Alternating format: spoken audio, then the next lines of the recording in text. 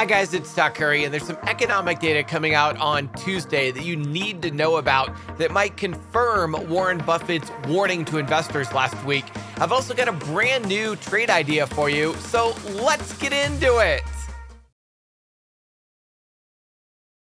As the stock market continues to trade mostly flat, even billionaire investors are now torn over which way the stock market will go, with Warren Buffett saying that stocks would most likely drop, and another billionaire investor thinking stocks are going to go up. Paul Tudor Jones, a billionaire hedge fund investor, says the Fed is done raising rates and stocks are going to finish the year higher from here. Jones said, "I definitely think they're done, because if you look at CPI, it's been declining 12 straight months, and that has never happened before in history." Jones also said that equity prices, that is the stock market, "I think they're going to continue to go up this year. I'm not rampantly bullish, though, because I think it'll be a slow grind." So billionaire Jones thinks that the stock market will continue to rise, but not at a massive pace like it did in January, but rather at a much slower pace, a very slow grind upward, one where we will most likely have to be very patient investors. But what he said wasn't all rosy, especially if you're a long-term investor. Jones said the market setup right now is similar to mid-2006, before the global financial crisis, where stocks moved higher for over a year after the Fed stopped tightening monetary policy. Now, that was great for the period between mid-2006 to about the end of 2007, but then we all know what happened in 2008. So essentially what he's saying here is, he thinks the stock market will continue to go higher, but only slightly. However, longer term, maybe a year or 2 years from now, things aren't looking so good, and we may actually get a big stock market crash. And a lot of people think that might come because of an upcoming recession, which would make sense. Of course, this is really based upon the Fed no longer raising interest rates and pausing. Now, while I personally do believe the Fed will pause, and I agree with him, the Federal Reserve themselves might be painting a different picture. Fed's Bostic casts doubt on rate cuts this year, even if there's a recession. He said, "For me, inflation is job number one. We've got to get back to our target of 2%. And if there's going to be some cost to that, such as a recession, we've got to be willing to do that." Now, that already does not sound good, that the Federal Reserve is currently predicting a recession to start by the end of the year, and that the Federal Reserve would not cut interest rates, because that's what the market is currently pricing in. The market's currently pricing in 3 rate cuts by the end of the year and a pause in June. Even though inflation is still running well ahead of the central bank's 2% year-over-year target, market pricing is indicating that the Fed is done hiking and, in fact, will be cutting rates multiple times before the end of the year. That is based largely on expectations that the economy is headed for a sharp slowdown and a likely shallow recession. So the market is expecting the Fed to cut rates because the market is expecting a recession by the end of the year. And I've got news for you. If we enter a recession, the stock market does not rally. It doesn't go up. Stock markets sell off during recessions. So the Fed cutting interest rates is not a good thing. And if the Fed does not cut interest rates and we enter a recession, that's a really bad thing, because now we're getting the worst of both worlds. But wait, there's more, because Bostic made it even worse. Bostic said he does not see rate cuts coming anytime soon, and in fact, expects an increase would be more likely at this point. So not only is Bostic saying the Fed's not going to cut interest rates this year, he's saying they might not even pause. They might actually raise rates again.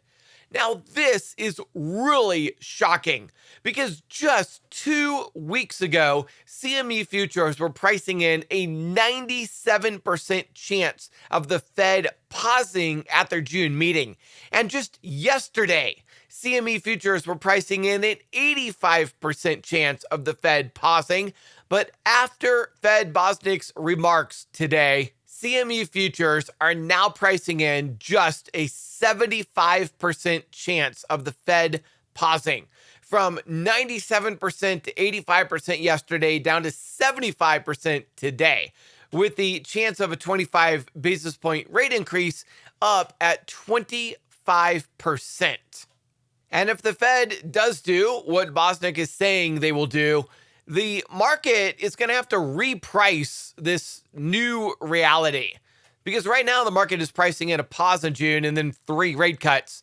If we get an increase in June and no rate cuts, that's going to be a significant hit to the markets. And if that coincides with a recession, that's going to be even more of a significant hit to the markets. And we're talking a pretty significant repricing or a pretty significant drop in the markets. And this is one of the things that Warren Buffett was kind of warning about. But I want to talk more about his warning here in just a minute. First, let's take a look and see what kind of signs of a possible recession we might be looking at.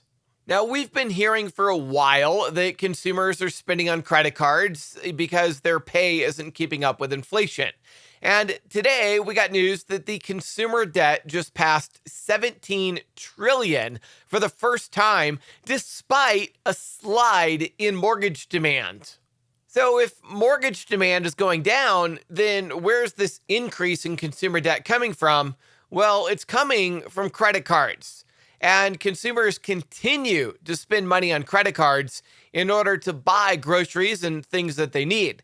No doubt, a lot of this is still consumers remaining in their current spending habits and just using credit cards to keep spending, even though they really can't afford it. But we're not going to get into financial advice here too much. Let's just keep looking at some other indications of a possible recession. Today, Vice Media filed for bankruptcy to enable a sale to lenders, including Soros and Fortress. Every day, it seems like we're getting more and more headlines of companies going bankrupt or going out of business and companies doing layoffs. So we continue to see a lot of signs and indications that the economy is slowing down, and we are, in fact, headed for a recession. There's another more urgent matter that could trigger a recession much sooner than I think a lot of people would hope. The odds of this happening are extremely low. Still, they're never zero. As Democrats and Republicans continue to fight over raising the debt ceiling, Treasury Secretary Janet Yellen has reaffirmed that the U.S. could run out of money to pay its bills by early June. Specifically, Treasury Secretary Janet Yellen reaffirmed to Congress on Monday that the United States could default on its debt as early as June 1.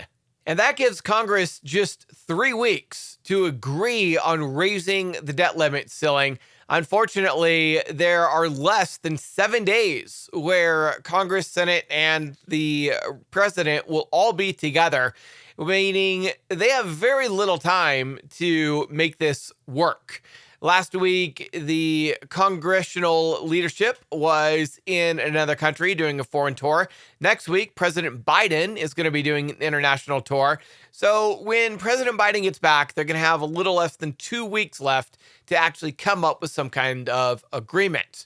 Now, to be clear, the United States has always raised the debt limit, and there's no reason to believe that they won't raise it again this time. But it doesn't mean that even if they do raise the debt limit, that it won't come with certain consequences. One of those could be a government shutdown. Another could be a reduction in the U.S. credit rating, even if we do continue to pay all of our bills. Now, amongst all of that, there is a little bit of hope here in that June 1 deadline might not be exactly 100% set in stone. Janet Yellen's letter today came just days after guidance from the Congressional Budget Office that said tax revenues and emergency measures after June 15th would probably allow the government to continue financing operations through at least the end of July. Although it should be noted that this continuing of financing of operations does come with some obligations not being paid.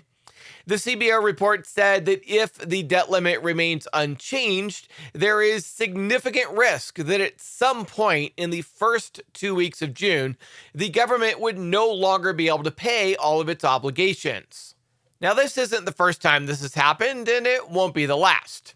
What's most likely to occur is that Republicans and Democrats do not come up with an agreement by that June 1 deadline. The Congressional Budget Office thinks the deadline's more like June 15th, but somewhere in those first 2 weeks of June. And whenever the U.S. does, in fact, run out of money and is no longer able to pay its bills, we typically will just do a government shutdown, meaning pretty much all government employees will be essentially out of work for a certain amount of time. And since we're not going to pay government employees, that will allow us to pay our debts. And what the Congressional Budget Office is saying, we can avoid defaulting our debts by shutting down the government, and we can probably continue to do that through the end of July. Now, by the end of July, we would absolutely have to raise the debt limit ceiling. And then once the debt limit ceiling is raised, there would be a back pay to all government employees. However, government employees could go without pay for up to a month and a half while this gets resolved. Still, even if there is a government shutdown, the stock market normally sells off, especially during a government shutdown. And then, of course, the risk is still there that some credit rating agency might downgrade the U.S. credit rating, and that would also cause a pretty significant drop in the stock market. The last time the U.S. credit rating got downgraded, the stock market fell 30% in 1 month. So if we don't get that downgrade, the stock market only falls about 5% in 1 month. Still, all signs are pointing to a slowdown or decline in the stock market for at least the next month until this debt limit ceiling gets worked out. Now, let's talk a little bit longer term. Go back to this possible recession. When Warren Buffett gave his investor conference 2 weeks ago, the one thing he warned about was that business inventories, retail especially, their inventories were simply too high. And that retail stores were going to have to sell a lot of this inventory at major sales and major discounts, which would take a pretty significant hit to their bottom line. And on Tuesday, we have two very key important pieces of data coming out that is going to give us some insight into just how soon Warren Buffett's warning might come true. The first set of data that we're going to get comes out at 8:30 a.m., about 1 hour before the market opens, and that is the U.S. retail sales. Now, last month, it was a decline of 1%. This month for April, it's expected that U.S. retail sales will have increased 0.8%. However, if retail companies are in fact doing sales and discounts to get rid of their excess inventory, that number might come in much lower than expected. And that's what Warren Buffett had actually warned about. The other piece of data that we're going to get comes in at 10 a.m. or about 30 minutes after the market opens, and that is the business inventories. This is when we're going to see if companies are in fact able to start reducing their inventories. While inventories increased 0.2% in February, the expectations are that inventories will have gone flat for the month of March. And in addition to those two important pieces of economic data, we also, at 10 a.m., 30 minutes after the market opens, we get the Home Builder Confidence Index, which is expected to come in at 45, which shows that home builders are not confident about the future, and they are less likely to start new construction projects. Also, keep in mind, as you can see on the screen here, from that point onward, we have 4 Fed chairmen and presidents speaking. So we expect quite a bit of additional market movement throughout the day on Tuesday. One thing's for sure, Tuesday could be a very volatile day, a great day for day traders, but perhaps a bit of a scary day for swing traders as we get a lot of intraday reversals in price action. So just be very, very careful on Tuesday. Make sure you know when all of these news and announcements are coming out, because I do expect Tuesday to be extremely volatile with a lot of very large price swings up and down. Now, let's get into this new investment idea that I have for you guys. Keep in mind that this is not financial advice. This is not a recommendation to buy, hold, or sell any asset. These are just my opinions, which may be good, they may be wrong, they may be bad. So make sure you go do your own research before investing into any asset. And my investment idea is for precious metal platinum. The reason is because platinum demand is predicted to surge this year, leaving a nearly 1 million ounce deficit in the amount of platinum being produced. Global demand for platinum will see a 28% uptick this year compared to last, while supply will decrease 1% year over year. That means potentially the price of platinum could increase by 30% this year. In addition to buying physical platinum, you can also buy shares in an ETF. The two best ETFs I found were PLTM and PPLT. These two ETFs seem to most closely match the price of platinum. If you want more great trade ideas like this and you want to keep up to date with what's going on in the market each week, make sure you sign up for my free newsletter. My free newsletter goes out every Monday morning or Sunday night, depending upon where you live. You can sign up for that free newsletter at stockcurry.vip/newsletter. That's stockcurry.vip/newsletter. If you got a lot out of this video, then be a good friend and share this video with your friends and family so that they will know what's going on in the market as well. And don't forget to hit the like button and subscribe. And if you missed my last video, make sure you watch the last video uploaded here.